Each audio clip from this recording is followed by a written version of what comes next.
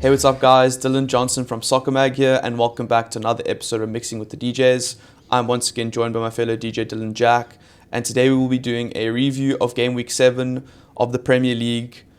Bittersweet because it's another international break, and I think we're all sick and tired of, it's been almost 2.5, 3 months of the season. It's the third one already. We've only played 7 games, but we'll help you guys get through it.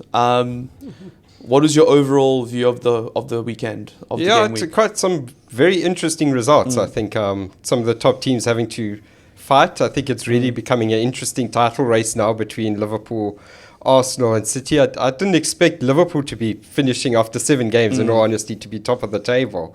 Obviously City without Rodri now, having to cope with that, and they are looking a little bit more fragile. But it's all heating up now. I think after 7 games you can get a better idea than after sort of 4 or 5 games. Now you can get a better idea of what sort of each team is going to have to do in the season. I agree, and I think also now we can speak about Liverpool first because they were the first game. Yes. As soon as Liverpool come back from the international break, it is absolute carnage. I think their 10 games are in there, including Champions League or all competitions. It's Chelsea, Arsenal, Man City, Brighton 2 or 3 times, Real Madrid, Spurs in there as well, if I'm not mistaken. That if they can get through that rough, still in the title race, that's massive. Yes. Because that's literally the worst games possible. Just, but I think talking about Saturday, there are some positives to take from the game. I think the first half Liverpool were really in control. One aspect was the finishing that was lacking. And I think in the second half, just fell into a bit of that sloppiness, giving Palace chances. I think Palace had 1 shot in the first half and then 9 or 10 in the second. And just that difference in control is kind of worries me. And we spoke about it, but Virgil van Dijk was very lucky to not give away a penalty there.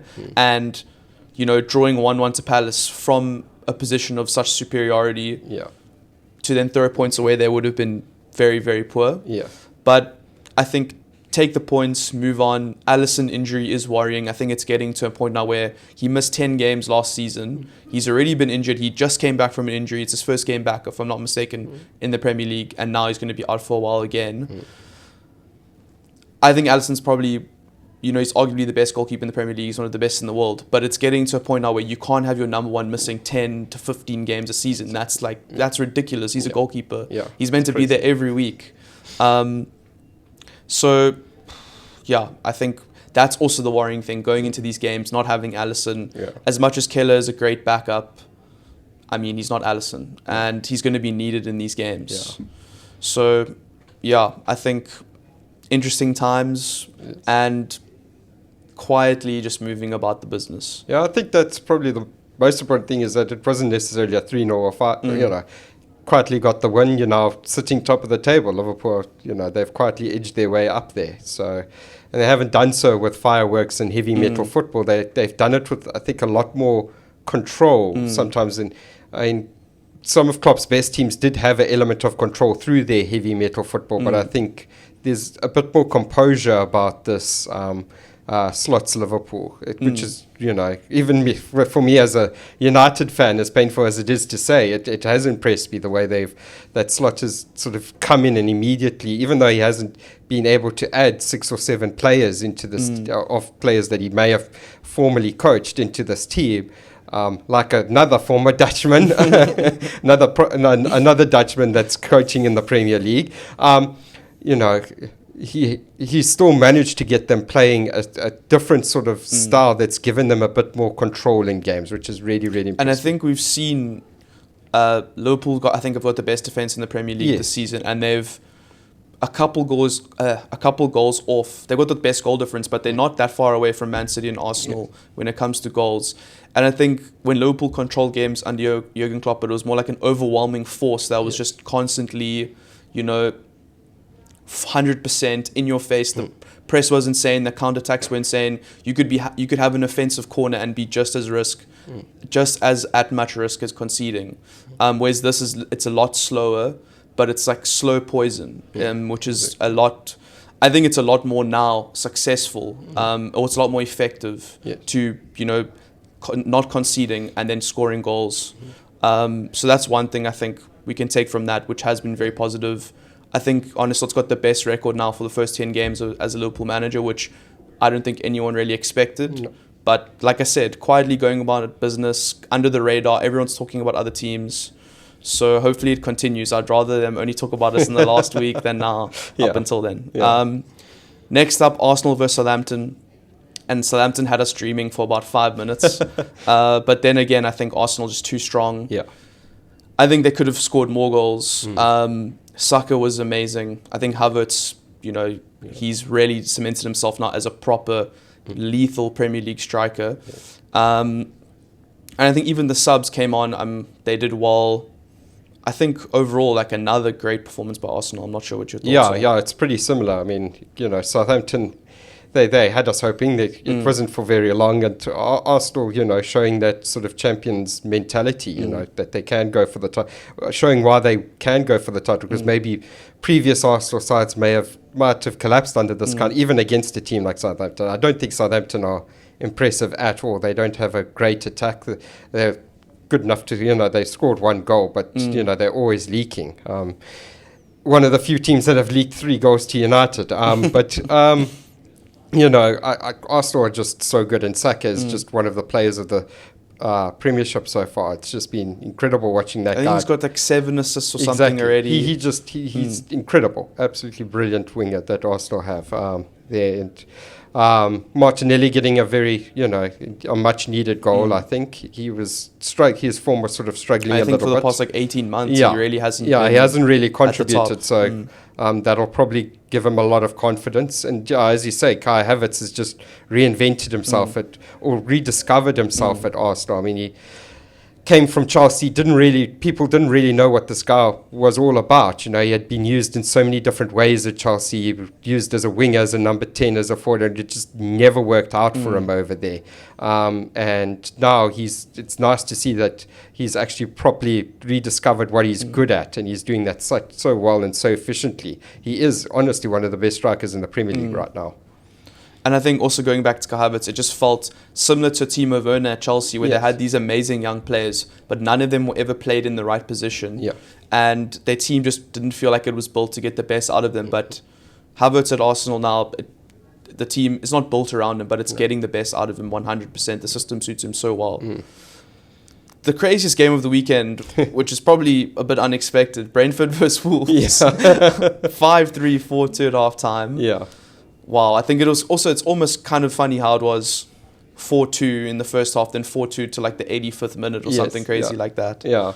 Well, yeah, I mean, got a goals bonanza in this one. Wolves, again, they're showing that they can score goals, but they just can't prevent them going in. They have one of the worst goals conceded and they're sitting, but that's the reason why they're sitting bottom of the Premier League. Which is surprising because they've got quality. They've got the proper teams that are quality. sitting above them, you're thinking of Southampton, you're thinking of Leicester, Everton, even Ipswich. You're like, how are Wolves below these guys? Yeah, they're not as, in terms of what you see on, I know football's not played on TV, but in terms of what you see, what they've got better quality than those that are sitting, but they just can't stop the goals pouring in. Then they're going to have to find a way to do that after this international breakouts. I think they're already 3 points cut adrift from safety, so they can't afford to keep leaking goals. But Brentford, are just one of those teams that they have the forwards. If you give them those opportunities, they will take them. They are clinical in that way. And I think also Wolves are just conceding every type of goal. It's not like you can just say, they're terrible at defending set pieces, but they're good, open game. They are conceding in every possible way.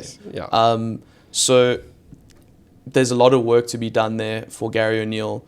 And it's not really the attacker's fault, because if you're scoring 3 goals and you're getting 0 points, you're like, what more can we do? Exactly. Moving on to the next game. Leicester getting a shocking win against Bournemouth. I didn't watch this game personally, but that's a massive 3 points for Leicester. Yeah, it's huge. I think we both thought Bournemouth were going to not destroy them, but at least get the 3 points in this one. I also thought that was my prediction. Was, at worst for Bournemouth would have been a draw, but I felt that this Bournemouth should have taken the 3 points in this one. But Leicester, they that's sort of very, very important 3 points for them in terms of that battle at the bottom of the table. They're going to need that come the end of the season, though. Also, I mean, Leicester actually, they haven't necessarily been conceding a lot of goals. I don't think they've always sort of lost sort of 1-0 or 2-1. Sort of narrowly, but this time coming out on the right end of a result, which is good for them. Another one where we had hoped for a few minutes, Man City versus Fulham. Yes, yeah. Adama Traore, he actually was wearing a Man City shirt under the Fulham shirt. The 3 1-on-1s were just the same shot every time. Exactly. It was the first 2 were the same shot, straight at Edison. Then I think the third one he put over the crossbar somehow. Yes. Yeah. But that's the story of Adama Traore's career. That's it in a nutshell. He's always been this fantastic player outside the box, great at picking up the ball, great at driving at defenses. He's big, he's strong, he's very, very quick, and he's a great dribbler. He's great at relieving defensive pressure when you give him the ball and he inside your own half and he just zooms past defenders. But when it comes, as soon as he gets close to the box, he's always been pretty average at best, and no managers or coaches managed to sort of develop him past that, whether he's been at Barcelona, wherever he's been, no coaches managed to get that sort of that extra something out of him where he can consistently put in good crosses or good passes into the box or consistently finish well. It's just been his entire career. And it's so disappointing because we want to see Man City drop points. Yeah, it is. Yeah, and they came so close. But a very good finish outside to make sure of it. I mean, Jeremy Doku's goal, that's Doku, cutting back, awesome finish from outside the box. Yeah. And I think, again, for Man City, they're just going to also just want to keep the points coming, don't really care about the performance. Yeah. Because, again, they looked super vulnerable in this game. It's almost... It's spoken about because they are missing Rodri clearly. Their defense, they've conceding goals they don't usually concede. The amount of chances they conceded against Fulham, it just does, with Rodri, none of those happen. Exactly. So it's going to be, international break now. They'll probably regroup, but it's going to be interesting to see how they continue going into December because they are conceding way more goals than normal. I know it's only been 2 games, but I think in general throughout the season, it does seem like they're conceding more goals than usual. Yes, West Ham versus Ipswich, another thrilling game that we didn't really see coming by the same scoreline. 4-1 West Ham. They found their form. Yeah. Ipswich, I think, realistically, they're not going to go unbeaten for like 5 or 6 games in a row. But for them to lose 4-1 was a bit crazy. Yes. But West Ham, all their goals were good. Mikel Antonio, I think, had an insane game. Jared Bowen. Yes. I think also that's probably one of their better defensive performances. They weren't leaking 3 or 4 goals. No. I think great win for West Ham. Ipswich just move on. Yeah, I think that sums it up pretty well, yeah. And then the mighty Toffees versus Newcastle. Sure. Anthony Gordon stinker, Jordan Pickford, man of the match. Yeah, I think that was pretty much the narrative of the game. That was. Newcastle had their chances, didn't take them. Everton holding out there. Again, a very, very good performance from Jordan Pickford. And that's, again, very, very important, could be an important point for Everton come the end of the season. Like those 3 points that Leicester get, they all tally up in the end. Everton now, with this draw and, getting that 2-1 win against Palace last week, that's pretty huge. Yeah, 4 points in 2 games for a team that was really, really that was struggling. 0 in 5. That was 0 in 5 like that. That's huge for them. Yeah, and I think a positive for them, biggest positive is clean sheets. Yes, yeah. I think if it's their first one of the season. Yes. And they also had a couple good chances to score. Dominic Calvert-Lewin had a couple chances, if I'm not mistaken. Yeah. Doucouré's offside goal. But I think it's looking positive. It seems they've kind of settled now. Yeah. Now, your talking points, Aston Villa versus Manchester United, take the floor. What do you got to say? Oh, wow. Yeah, almost for all the build-up that this game had. Everyone was talking about Villa's win against Bayern in midweek. What a result for Villa that was. That was a massive performance from them, a huge result. And it almost... they were talking about how Villa were going to just rampage through United. It's got to be lucky if it's 3-0, sort of thing. It was almost a non-event of a game. With all the focus over Erik ten Hag's this was the game that was meant to save Erik ten Hag's Manchester United career, and it was a nothing game. Just fizzled out. Just really fizzled. Neither team. I know Villa had their injuries; they were without Onana, so they weren't at their strongest, and then they lost their centre. They lost Konza during the match. But you guys lost Maguire early as well. Yeah, United lost Maguire. I mean, that's the other thing, and I'll get onto that. But I didn't see him, Erik ten Hag, starting with a defensive partnership of Johnny Evans and Harry Maguire in the game that was meant to save his career when he's gone and he spent money on 2 ex-Ajax defenders. But yeah, it was a very nothing game. Villa had a couple of chances on the break. Where they managed to carve something through with Ollie Watkins up front. But other than that, I couldn't say that Onana was overburdened with saves that he had to make 1 or 2, but it wasn't like he was facing 5, 6 or 7 shots. Even when Duran came on and it was Watkins and Duran, there wasn't much. I didn't really hear Duran's name during this game, which was, given the impacts that he's made this season, it surprising. I mean, the commentators were hyping up every time we went to the bench. Yes. And then it was like, he's been given the signal by Unai Emery. He comes on and he does nothing. And he's completely shut down by the 36-year-old Johnny Evans, who gets man of the match in this game. So, yeah, it was, in the wider spectrum, this shouldn't be used. If I was sitting on the United board, I'd almost wipe this game. You don't need to look at this game when it comes to analysing whether Erik ten Hag stays or goes. It was a very defensive performance from a manager that was under pressure. Other than those 2 Rashford, I think when Rashford cut back from driving in from the left, like he usually does from the left wing, United didn't really create anything. I thought Garnacho was particularly poor. We didn't hear Bruno's name. Højlund didn't really do anything. Højlund, I don't think, had a shot. And I can't necessarily blame him because he's just not being found by anyone else. People just aren't passing to him. So he just sort of stands man alone up front. Even when Xerxes came on, I don't think... Yeah, Xerxes came on last 15 minutes. He didn't manage to impact the game at all. I was surprised that he brought Anthony on instead of Ahmad. I was also shocked. I don't know what Ahmad's done so wrong. He's literally one of United's most creative players. The player that can facilitate a ball through to a striker. So striker Guido shot off, but he's sort of sat on the bench for the last 2 games, including that Porto game. And, I don't know what he's done wrong to deserve that. And Anthony, I mean, he came on again, he did a couple of good dribbles, but other than that, didn't really impact the game at all. Garnacho's decision-making poor. I thought Rashford was better than what he was against Porto defensively. Until he lost his head. And it just seemed like there was frustration with this United performance, that they couldn't really find a foothold in this game on attack. And that's why guys like Rashford were giving away fouls. I mean, you had Lindelof committing 2 fouls after he came off the bench, replaced Mazraoui. We don't know whether that was injury or rotation, as Ten Hag likes to call it. It's just...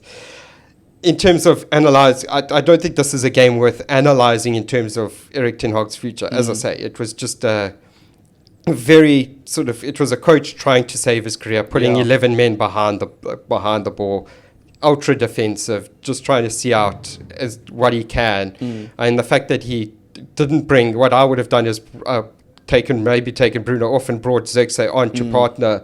Because Bruno, in the past month or so. Yeah, Bruno's literally, he's been, I don't know whether it's the system, I don't know whether it's instructions, I don't know whether it's he himself suffering from fatigue because he's played every game since he's come to United. He's literally been United's best player and now the captain.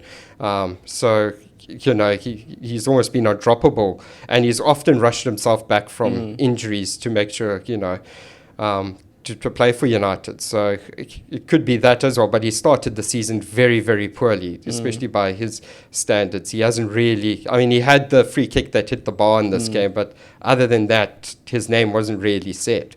And he just seems to play on a different wavelength.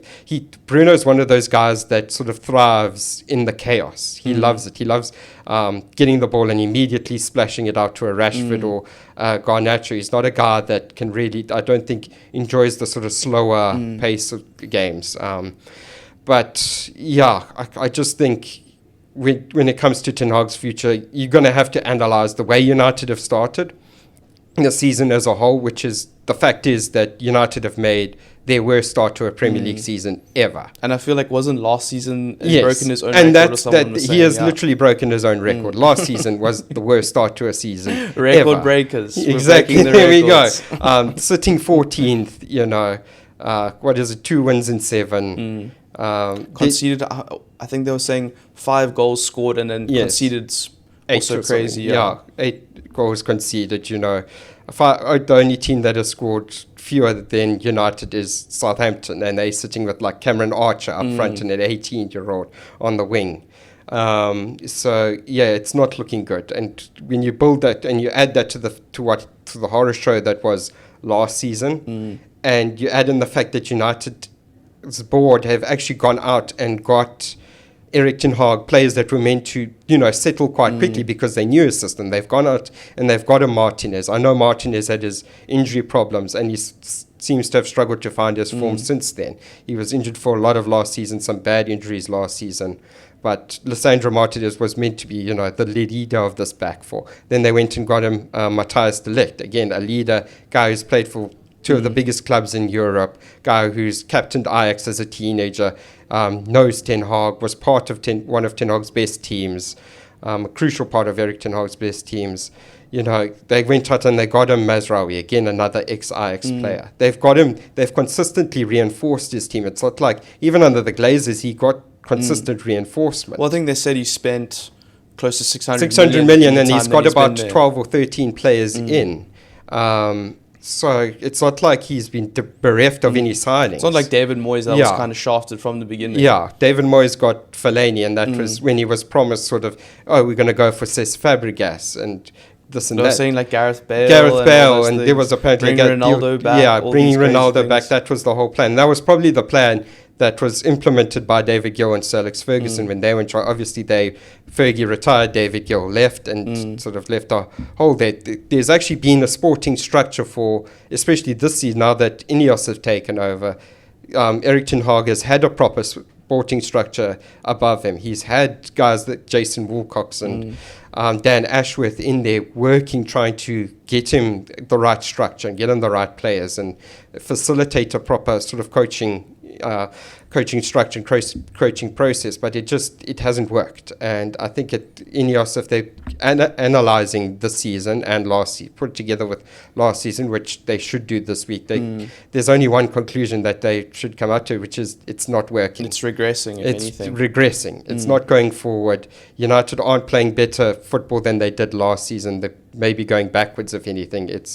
And unfortunately, you know, European clubs change managers all the time. It's not pretty, but being a football manager is not a stable job. You're going to be, you know, you're going to be changing clubs a whole lot. So I think Erik ten Hag is done. I just don't see him, if he is back in the dugout when United next play after the international break. There's big red flags there, I think. But if he is, this is the thing. If he is, then Ineos have to go full metal behind him. They have to say, listen, put out a statement, say, listen, we are backing this guy through thick and thin. It can't just be he's allowed to sort of slink back into the dugout and it's all silence. Because this situation's also been made worse by the fact that they were so on the fence. Yes, yeah. And now they've made their decision, but if they back out now, why did you not do it 6 months ago? Yes, why did you not do it before? You've almost written off a season already. Yeah. 7 games in. Yeah. Because you were unsure. Yes. And now you're paying for you're facing the consequences. And look, I kind of sympathize in them in that it was a little bit of a rush process getting the guys into getting this whole sporting structure together,